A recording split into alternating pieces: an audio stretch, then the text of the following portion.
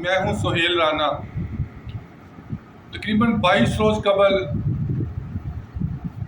Sitting field marshal Trump اور عاصم ملک صاحب کی ملاقات ہوئی اور وہاں پہ 3 ایشوز کو کلیئر کیا گیا ہے۔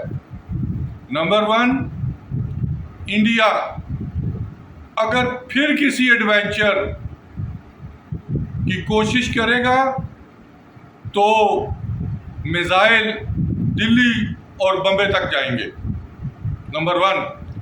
نمبر 2، ڈوزیر پیش کیے گئے ہیں 100% مداخلت کے، جو بلوچستان اور کے پی کے کچھ حصوں میں بھارت ایجنٹوں کے ذریعے کر رہا ہے۔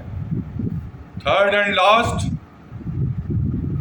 6 اہم مطلوب پاکستانی امریکہ سے مانگے گئے ہیں، جو امریکہ میں بیٹھ کر ٹیررزم اور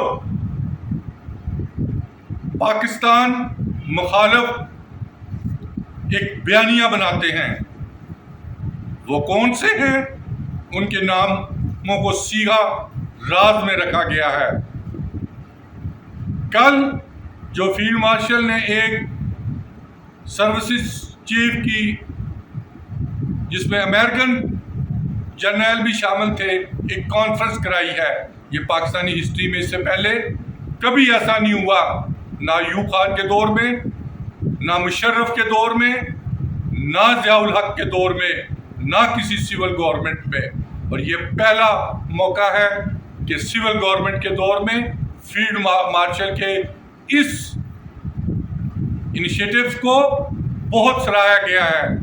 آنے والے وقتوں میں اس کے دور رس نتائج سامنے آئیں گے، اور جو 6 وزراء 100% کرپشن میں ملوث ہیں، ان کو تبدیل کیا جا رہا ہے، اور 12 بیوروکریٹس جو ان کے سہولت کار ہیں۔